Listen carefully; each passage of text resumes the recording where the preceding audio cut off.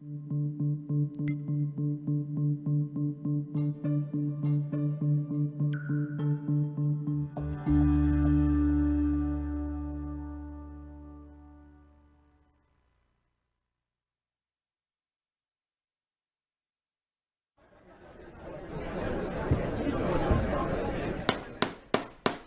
250,000. Now, but to get 275 high, but to get 275 3. Now 300,000. Now 3 1/4, 325 high, but to get 3 1/4, but to get 325. Now half. Now but to get 300. And hello from Dallas, Texas, at the Hilton Complex here at Lincoln Center, and it's Mike Jones.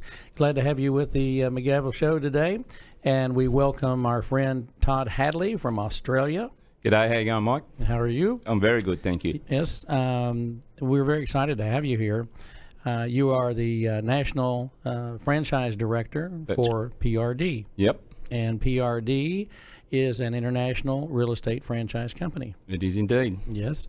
Well, let's just get right into it. Cool. I'm excited. We got a lot of things to talk about, and of course, I know you from the last several years. I guess the relationship with United Real Estate Brands and PRD probably started about 3 to 4 years ago. Probably longer. 7 years ago, I Has think. it really with been? the first time Dan, Mike, and the boys came down to Australia.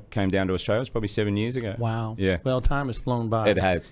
I know in that period of time you've spoken at several of our conventions.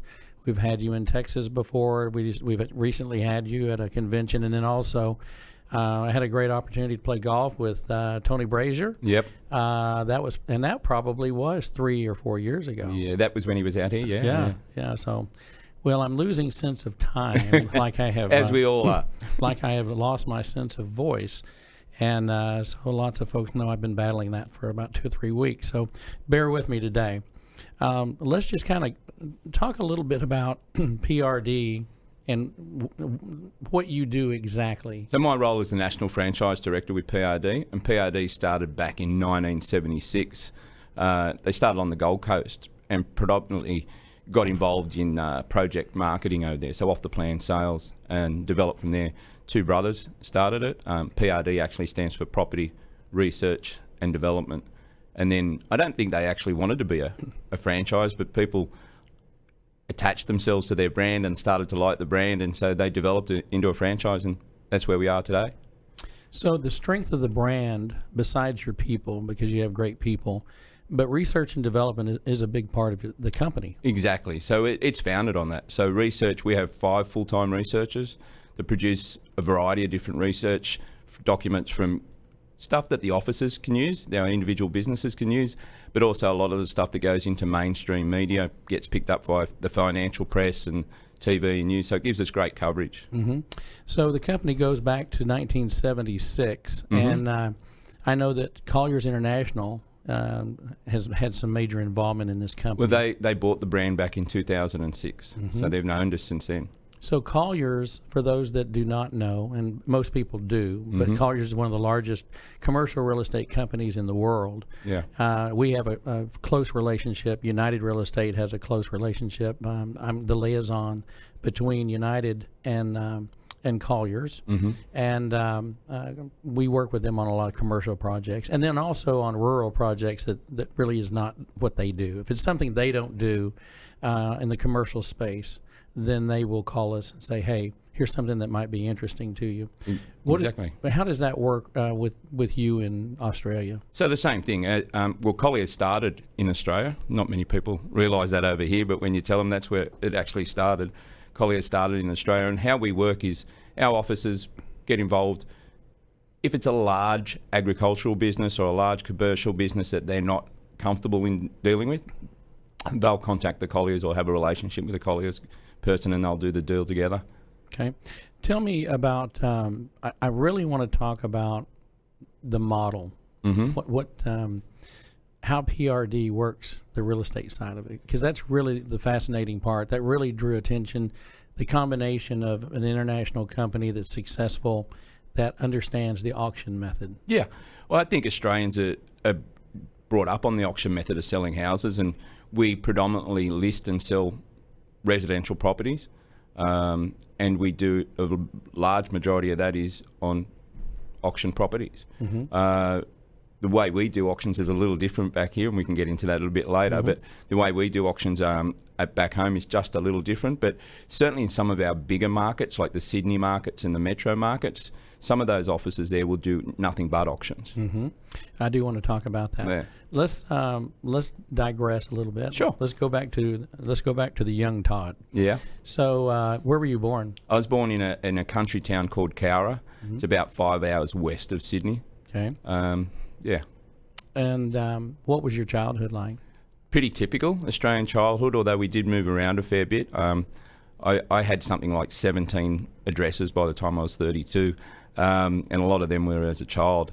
My father was an electrician, so we travelled a fair bit and lived in some really regional country towns, caravan parks, what you'd call them mobile home parks. A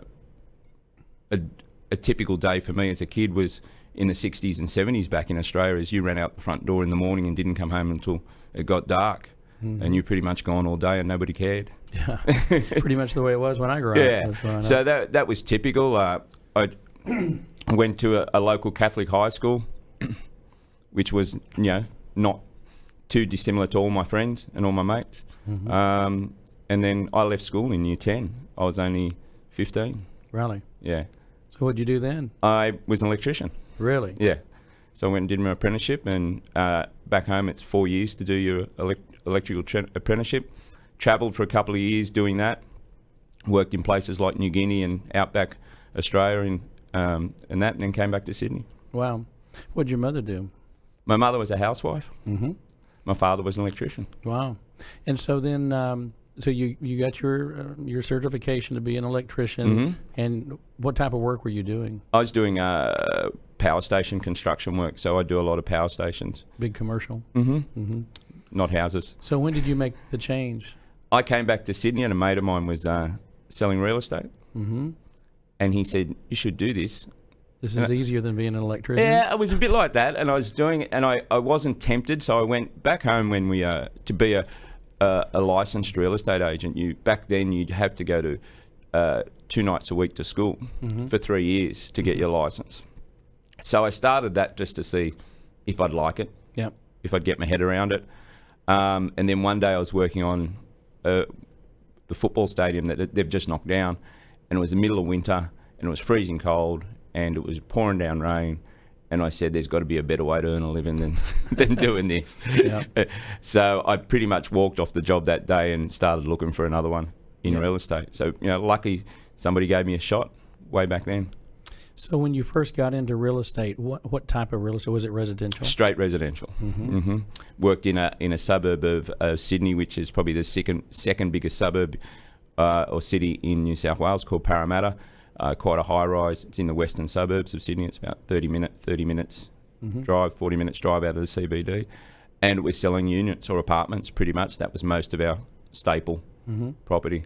I think back then they were, I'm trying to think, it was a long time ago, it might have been $65,000, it might have been $50,000, I can't remember. Wasn't a lot. No.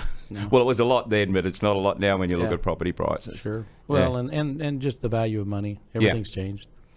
So you did that for how long? I was a real estate agent off and on. Well, I was pretty much since then, I've been a real estate agent. I got out of it for 5 years when I moved to Canberra, and ran a 4.5-star hotel.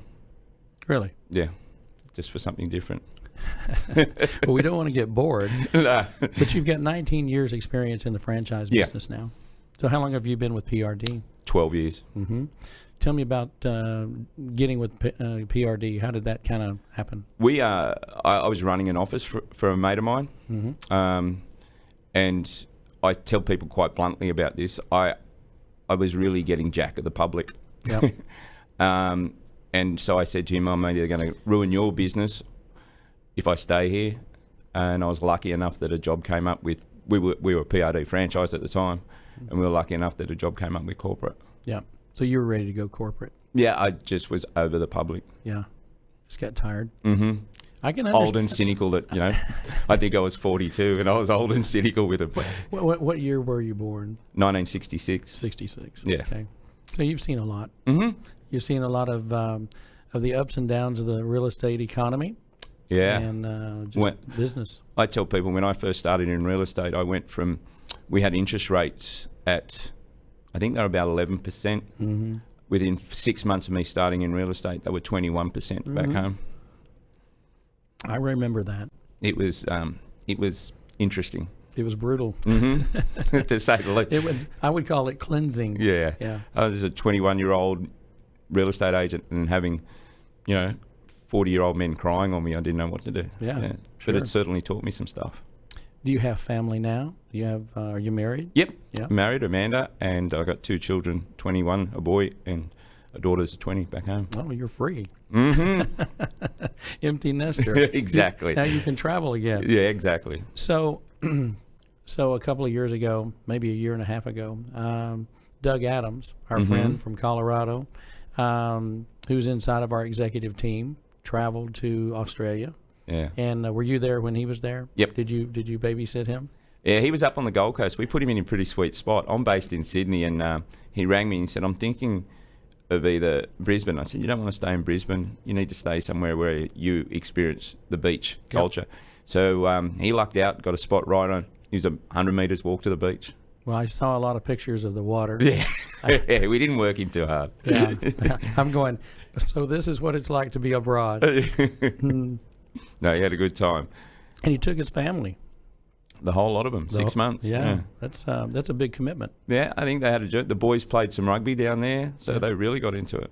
So you mentioned the football stadium. What's football to you? We have 3 codes back home. Yeah. So we have AFL, which is the one where you kick it between 4 posts at each end. Mm-hmm. We have rugby union, which is 15 players per team, which is a very big international, and you guys play that over here. And then we have rugby league, which is similar to rugby union, but only 13 men on the field at the same time. So I follow a bit of everything, like most Australians do. We'll follow. We probably have 1 code, and then we'll follow the other 2 anyway. You're a sports guy? Yeah.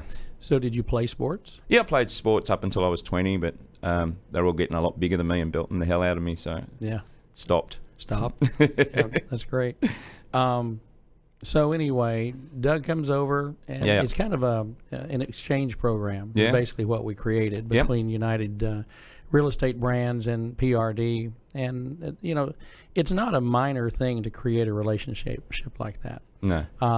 You have to have a lot of buy-in from your executive team, your executive staff. And what do you think the connection is between the 2 companies? Why do you think we've created this relationship? I think the 2 executive teams all think very similar in about how they want to do property, and it's about how providing a great level of service to our franchisees, and also in the end game, how we can then provide a great level of service to our consumers. Mm-hmm. And then back that with some really innovative technology and the rest of it. So we start to think alike, and we certainly are looking for the same outcomes. I think that makes a big difference. And I've been around and I've talked to different franchisees, and we've brought guys over here to your conferences or conventions, and they just love it. And they blend in with people. They're great mates with some of the people over here. So it's a very similar culture, I think. I think that's probably the bottom line, is the culture is very similar. Yeah. You have over 100 offices. Just on 100, yeah. Mm-hmm. And you're in Australia and Korea? Yeah, we've got 1 in Korea. Yeah. South Korea. Yeah. Okay. Yeah. That's great. We're probably opening up a new office in Finland. I don't know how it happened. It was a long time ago, and he's still there. He's a very, very pro the PRD brand too. He's very good over there. So I know you guys are planning growth. You're just like we are. Yeah. We're in a growth mode. We think growth. Yeah. We know the bigger we grow the brand, the better the brand is, and the better it is for our franchisees. And I know you guys are the same way. Let's go back to your model. I think a lot of people in the United States, they really don't know how real estate is sold in Australia. Yeah. We've tried to tell them that. Myself, I've been fortunate enough. I guess, almost 10 years ago, at least 10 years ago, I traveled to South Africa. And in South Africa, they're big on auction, very big on auction.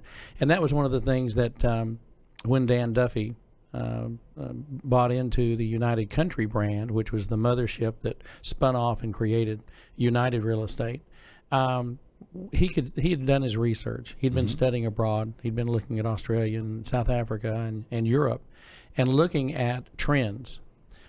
And so when we talk about real estate auctions in Australia and the fact that people in Australia understand auction, like auction, how long have they been selling homes at auction in Australia? For as long as I can remember. Yeah, so it's been the way. Yeah, it's there was a study, they did a survey back in 2018, and 90% of the real estate agents that they surveyed said that they still believe auction was the best way to sell property. You know, that's magic to my ears. I thought you'd like that. So it's 90%. So it's, you know, the way our business model is a little different too, because we're very much, all of our offices have property management and management businesses. So there's some real good foundation behind those. And then they have sales businesses, which are predominantly residential. Some of them do commercial, depending if they're in a regional market where nobody else is doing commercial. And and then a lot of them, I'd say our top 20%, top 20 offices, they'd have a big percentage of their business would be done through auction. It'd be 20%.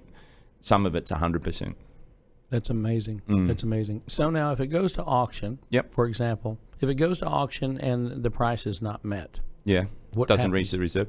It predominantly, it has a 24-hour window that it still stays in that auction process. So if there's a negotiation done within that 24 hours, it's still exchange contracts under the auction process. If it's not, predominantly 9 times out of 10, it will come back on the market with a price. Under your brand. Sometimes it will go, sometimes they'll just take a week off and re-auction it again. Really? Yeah, if that's the way they think they should be going.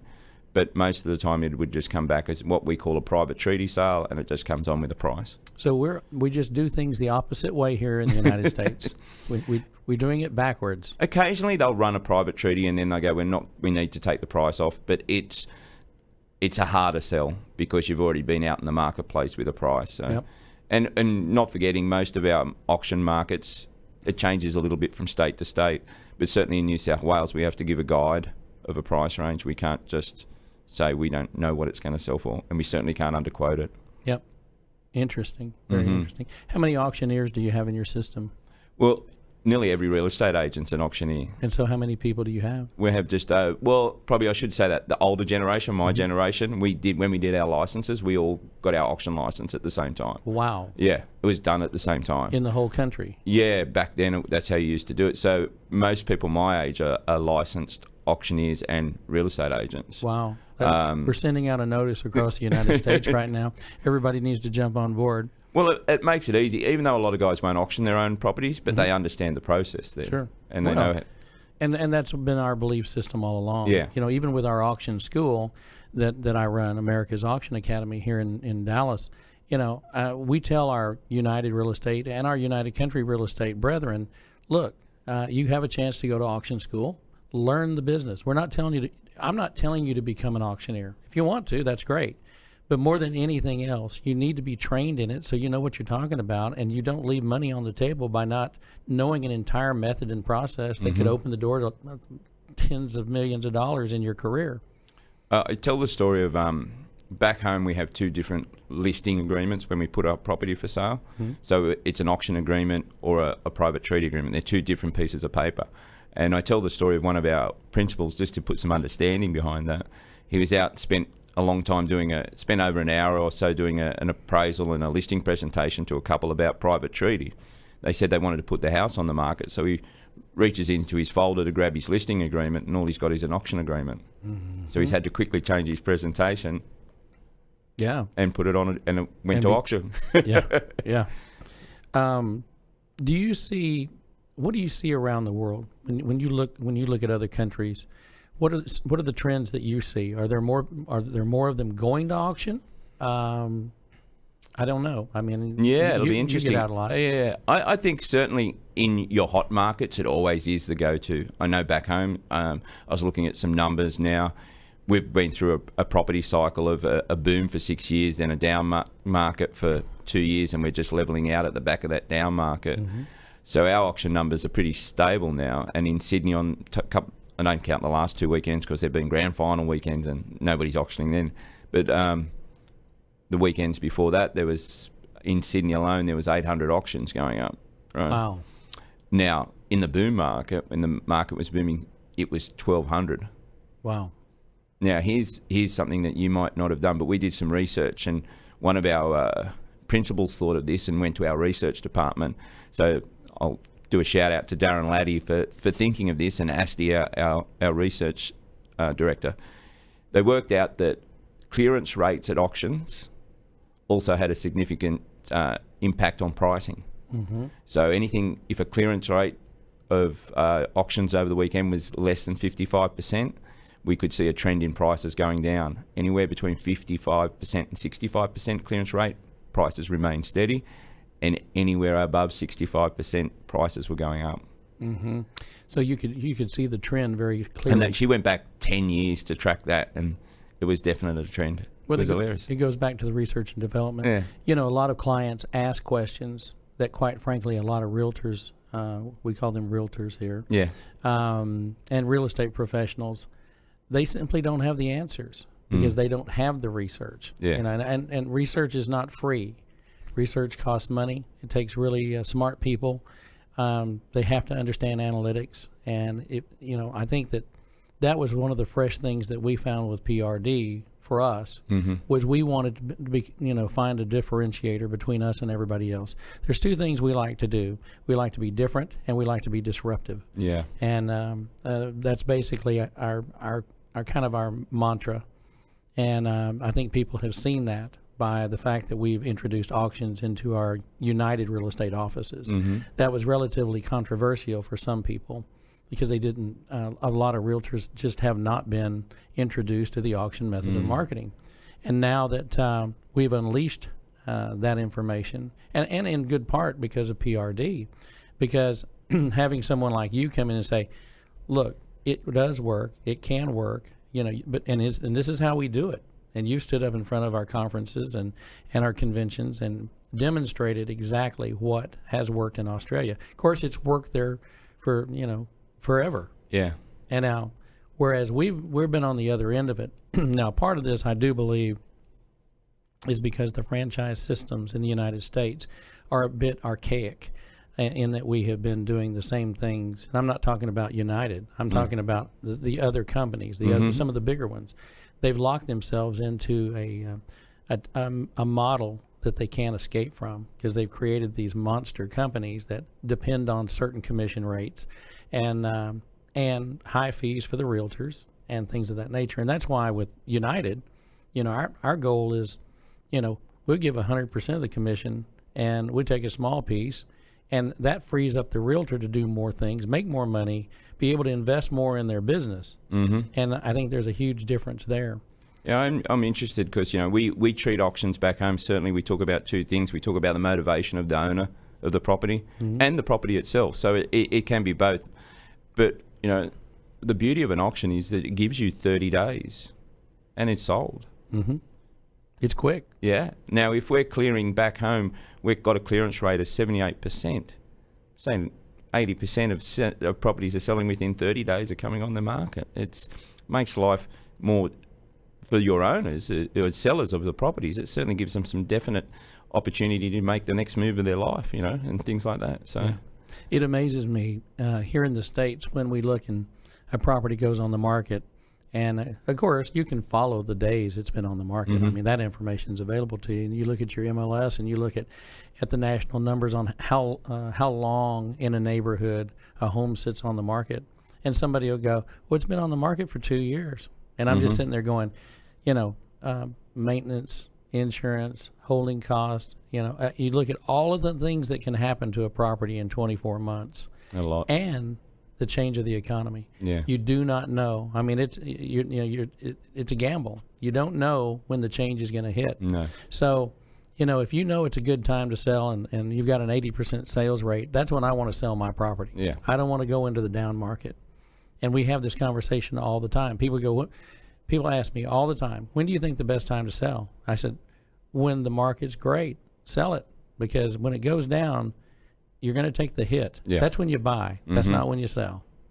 Yeah, it's interesting, isn't it? So yeah, we as I said, it's very much a commonplace. People take it for granted. that if a property's going to auction, they can't do much. The buyers accept it, and the buyers understand the process. We're very transparent with our auctions, though, too. I think I was explaining to you the other week. They really are transparent back now. Why don't you talk a little bit about that? Tell us the... So it changes a little bit state to state, but primarily I'll talk about New South Wales because it's the one I know and the most comfortable with. So a couple of years ago, we have a thing called underquoting, and they've tried to outlaw it. So say you think a property is going to sell for $1 million, and a purchaser comes along and they say, well, what's this going to sell for? Underquoting would be saying, okay, well, I think it's going to sell for $600,000 or $700,000, right? And that's trying to bring people in at a lower price point. So they've stamped that out, and you have to talk within a range of 10% of where you think it's going to sell for. You have to have some comparables in your file to show that that's how your pricing is justified. Day of the auction, you have to register with a license and some proper identification. When you bid with a number, and that number's recorded against your bid. The owner, to stop all those things, we're only allowed one vendor bid now to stop pushing the price up, and we have to announce that that's a seller's bid. Oh, really? Yeah. So we can't just make the number up. We have to actually announce that it is a seller's bid, and you're only allowed one seller's bid through the actual auction. Interesting. Yeah. Very interesting. So it's those sort of things that have just made it really transparent. So people trust the auction method, I suppose, a bit more. Whereas years ago, we were outbidding a curtain or a tree or something like that. So because we've made it so transparent now, it's a very trusted process. So just so we can be clear about that, when you're talking about, say, a phantom bid or a shill, this is something that is illegal, and I guess it's been over time. Pretty much anything went. It's kind of like the Wild West. Yep, it was the same goes. back home. Yep. Yeah. And then over time, as we've become more educated and as our people have become more professional, and the expectations and just the ethics and the professional code of conduct, whether it's the National Auctioneers Association or the National Association of Realtors or the Texas Association of Realtors or any other state, we have a code to abide by. And it is expected for you to abide by it. Now, I'm not going to tell you that everyone does because you can't police the world. No. But I think we certainly do advocate for conducting things in a professional way. In a way, I like transparency. I'd much rather have it that way than people, gunslingers running around just ruining the method, because it does create doubt. And people go like, well, I don't know. Sometimes here in the States, there'll be a property and people are nervous about it. You really have to educate the buyers that come to an auction. Do you do any kind of, I know the method is far more used there. You may not have to do a lot of preparatory display of how it works or a sample auction. Do you do anything like that? Probably not, but most people will come to a couple of auctions to see how they work before they bid. So we do auctions very much two different ways: on site, so on the property there'll be an auction on that day, or some companies tend to do them in rooms, so they might put 10 or 8 or 6 auctions together in one day. So they get to come along and see how it's done, and as I said, it's very much a topic of conversations. It's even on the nightly news now.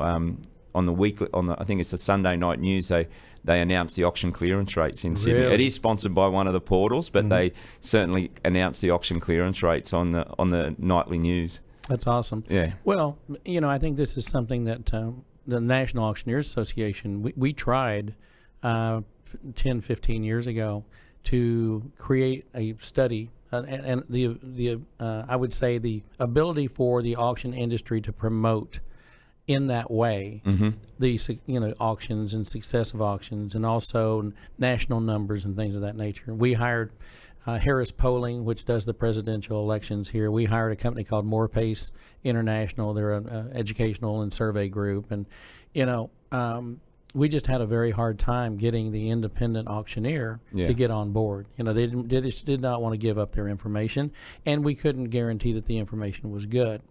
Did PRD have anything to do with creating that type of publicity, or where did that come from? I think it just came from the natural progression of people's interest in the property market. Curiosity. Yeah. House prices in New South Wales are dinner conversation these days, and in Sydney, because they're quite high. So it's always been that, and auction clearance rates are always used as a measure of how the market is, whether it's an up market, down market. So even the general public get it. Even if they're not looking at property, they certainly talk about that. Well, the National Association of Realtors always comes out, that we have regular reports on the number of closings, or what the average sale rate is, or they do their research and development. They're the closest thing to research and development we have in the United States when it comes to housing, and the United States government counts on a lot of that information when they're giving out their numbers. So whether it's houses or automobiles, whatever the major factors are, the biggest industries, banking, etc., it goes back to research and development. Yeah. And in that case, it's research. I think that's wonderful that the clearance rate on houses is making the news on a weekly basis. I wish we did that. Well, look, the biggest thing I say about auctions, we look at most of our businesses that have some involvement in auctions, or 100%, are our most profitable businesses. When we look at their books and we look at how they're going, we can see that without that auction method and selling a number of properties through the auction process, they probably wouldn't be where they are. And as I said, it's very transparent. So, how many real estate people do you have in Australia? Overall? Yeah. Oh, I haven't even thought about that. Yeah. It'd be tens of thousands. Yeah. In what about PRD? So we've probably got just salespeople. We've probably got about 700, I'd suppose, salespeople. We've got small offices, big offices. Like you guys. They're traditional real estate offices. Are they in the city and the country? Everywhere. Yeah. Yeah. So you're very much like United, in that we have our rural brand and we have our urban brand, and we're all in one though. But we're all one family. Yeah. So we're from anywhere to anywhere basically throughout. We're very good regionally. We're like your United Country brand. We're very strong, but also our city offices are pretty strong too. They're very strong. Yeah. Well, of course, with the United Country, United Country has around 500 offices, give or take. I'm not sure. I don't keep up on a day-to-day basis. But, that footprint has been here in the United States going back to 1925. And it was very easy for this management group, this executive team, to identify an opportunity in the city. At one time, United Country was in the city as well, and they were in the major markets. And it became obvious that we could cross-collateralize our buyers and sellers, because people in the country buy things in the city and people in the city buy things in the country.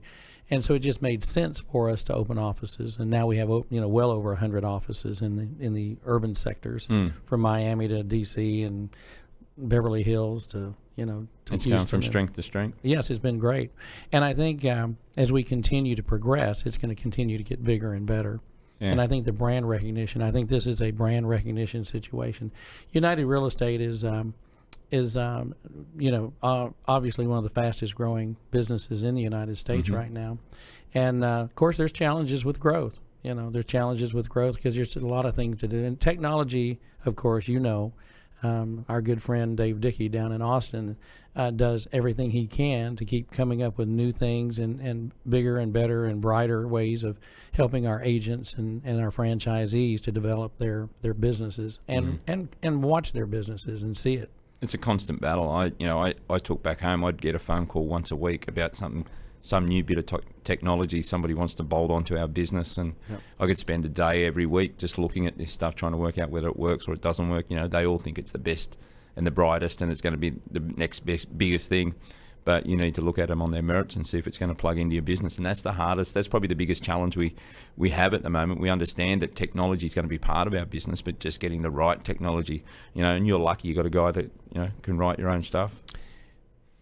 Has the online auction gotten into your business very much? We do live online, but not bidding.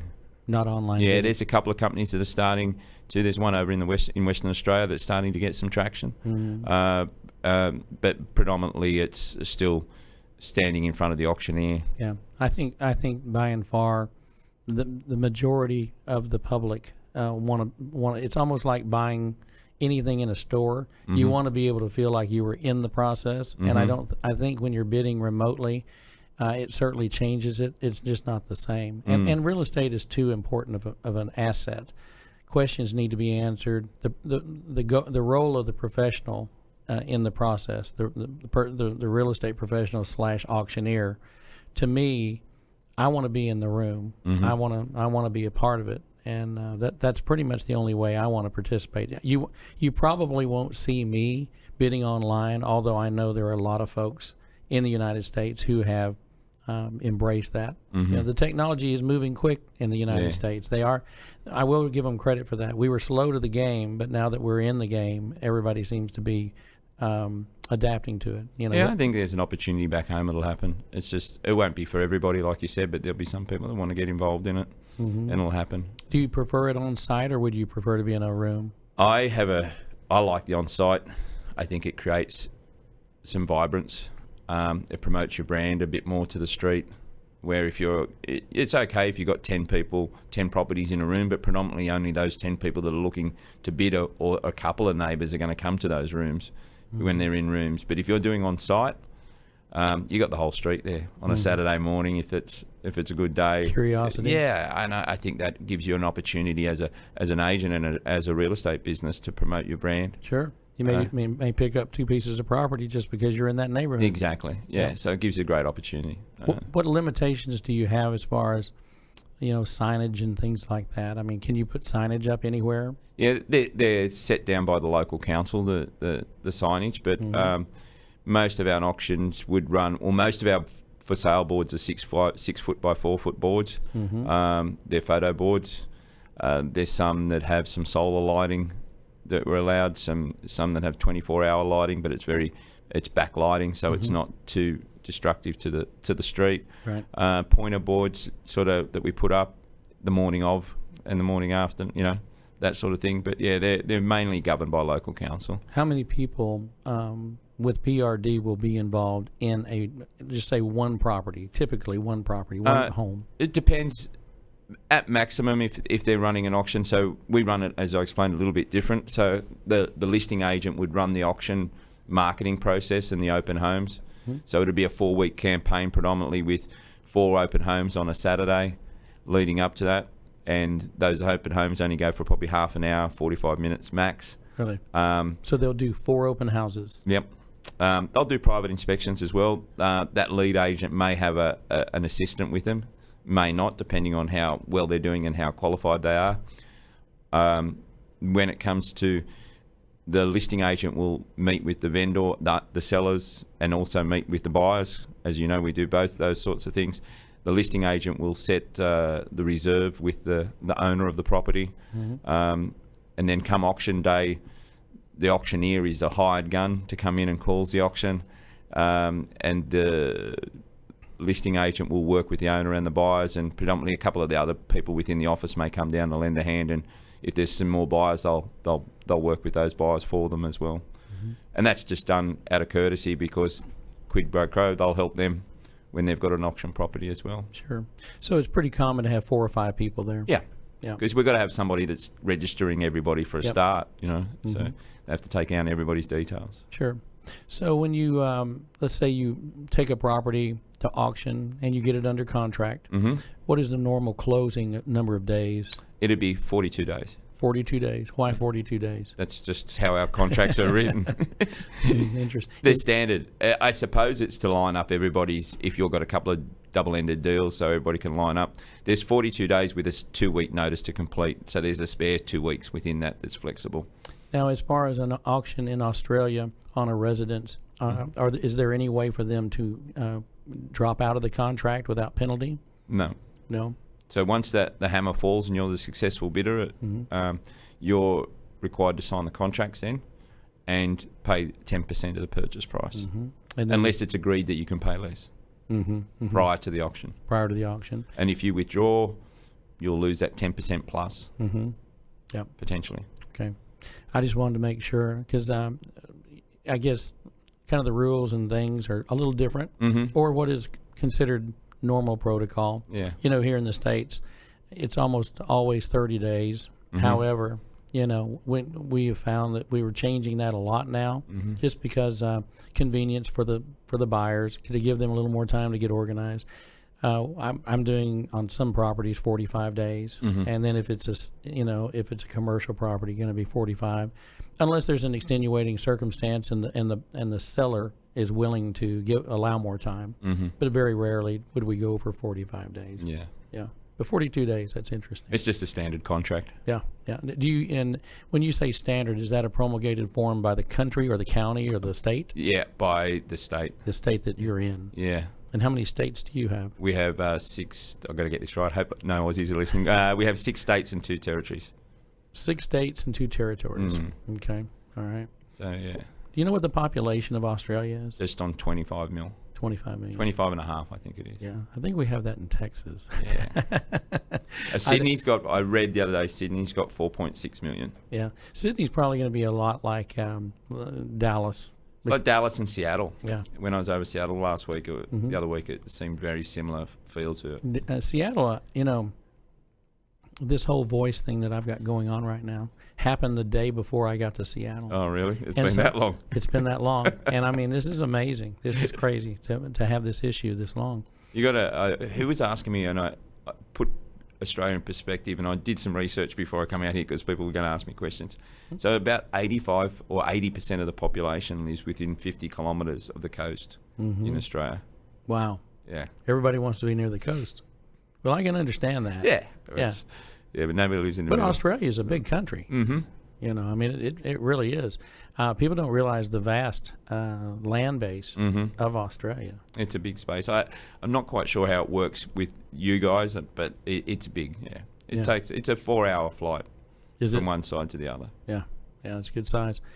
Let's see, what else did I want to talk to you about? I don't know. So you're going to be in town for 3 days. Yep, in Dallas. Yeah. You and I are going to be together today and tomorrow and Wednesday. Yep. We're also going to visit some of our offices. Looking forward to that. Yep, you're going to spend some time with our United Real Estate office right down the hallway in this building at Lincoln Center.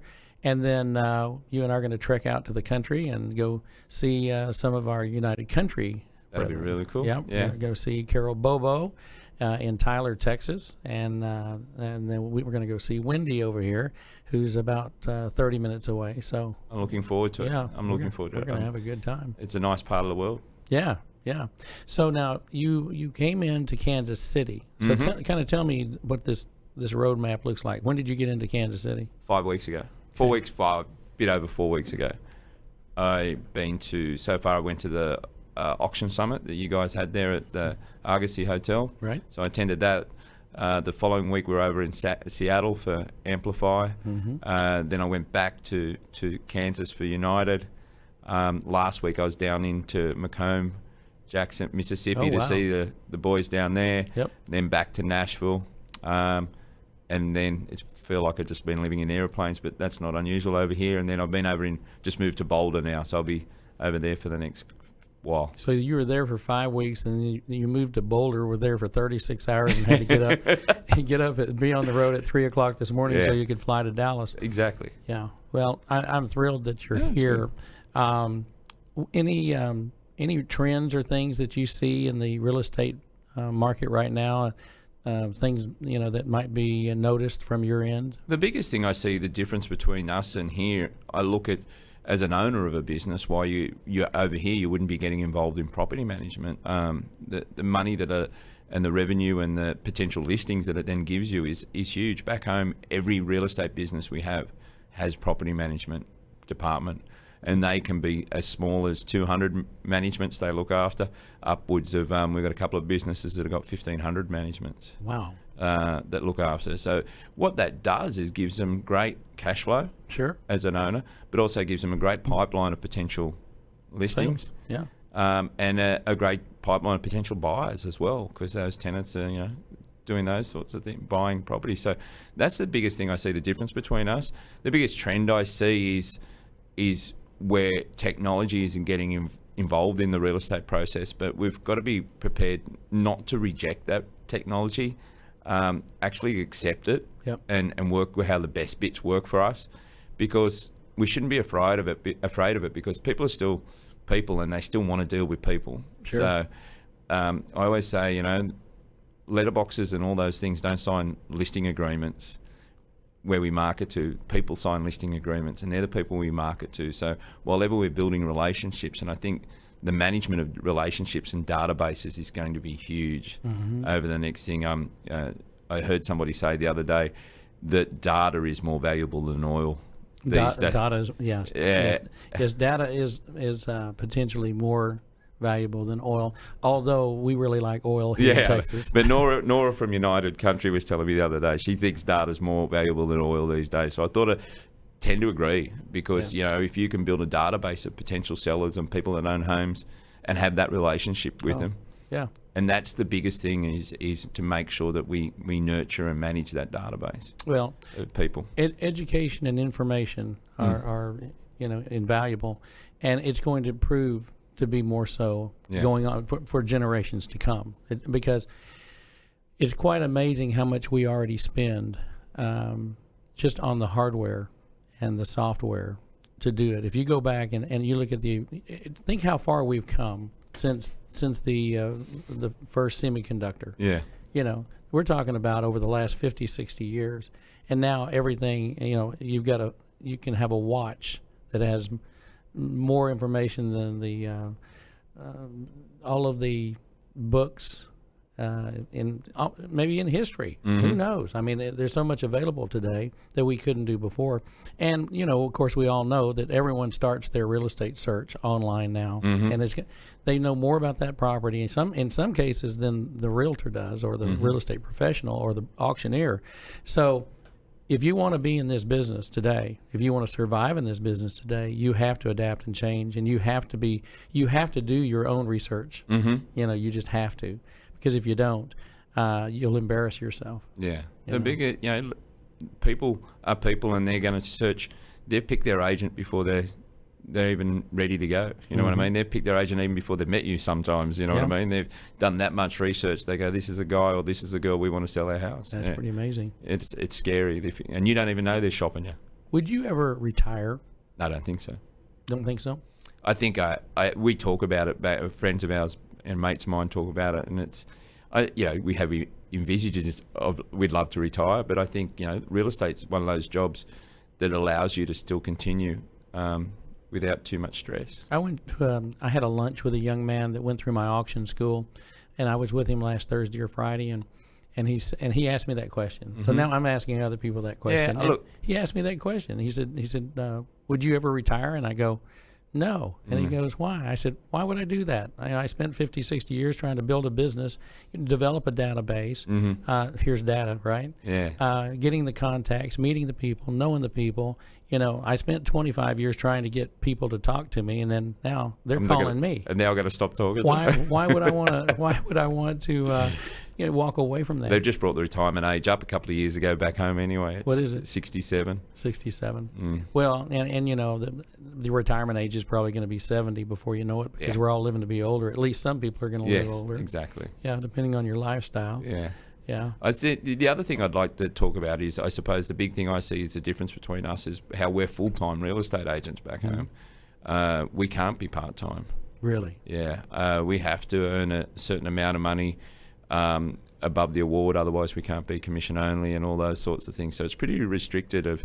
So all our real estate agents are full-time. You're very regulated. So full-time, 6 days a week, 7 days a week, that's what they are. You have to be. Yep. In order to maintain your license. Yeah, exactly. Wow. Yeah. Well, that would change the world in the United States. Some of the bigger guys that are doing it and have been doing it for a while can still maintain that level of income on a part-time basis, but certainly if you're new in the business, you're working 6 days a week. So now when you say there is a I guess it would be like a cap or a minimum. Yeah. So there's actually an award. What does that mean? A salary, like a minimum wage a real estate agent has to earn. And if you can't show that for 2 years you've earned that plus 25%, you can't go on commission only. Wow. Very interesting. Yeah. So basically, as a new agent, you get paid a wage until you can get above that. Yes. Yes. So the principals of the business are taking a gamble on people they're investing. They better pick the right ones. That's really interesting. That's very good. Did you notice my tie today? Yeah, I'm very happy. PRD tie. I'll be in trouble because I haven't got mine. It's okay. It's okay. I'll tell you, it was really funny. I had already gotten dressed to come in for the show, and it was a stripe shirt that I really liked. And then I go, I got to wear my PRD tie. Didn't go with the shirt. Well, I couldn't wear a stripe on stripe. We were just talking about that, and so here I had to take my shirt off and start all over, right? Just for my PRD I appreciate tie. it, mate. But that's my shout out back to Tony Brazier down in Australia. He'll appreciate it. Yeah, he gave it to me down in Austin when we played at the Austin Country Club, and but I really like the tie. I did tell him, and that's been 5 years ago. I said, now look, Tony, I really would like to have some more of these ties. I really like, because I like the look. I should have brought some more out. Well, you'll be back. I'll get them back. Yeah, I'll get them shipped over. Yeah, I like that. Yeah, but it's because it's one of my favorite ties. That's good. Good to know. And it has kind of a United States look to it. Yeah, it's got the red, white, and blue. Yeah, that's great. Anything else? No, mate, I'm good. Well, I tell you what, I really appreciate you being on, and I know it was probably wasn't fun getting up at 2:00 in the morning to drive to the airport and go from Boulder to get here, but we're going to have a great 3 days, and we shout out to all of our friends at PRD Nationwide down in Australia, and look forward to seeing them again, and have your mates come back up to the States and visit with us again. Appreciate your time, mate. It's been a great chat. Thank you so much. So that's it today, folks, on the Mike Mcgavel Jones Show here in Dallas at Lincoln Center. We appreciate you joining us, and for our good friend Todd Hadley from Australia and PRD, we say adios and have a great week, and God bless, and we bid you adieu till next time.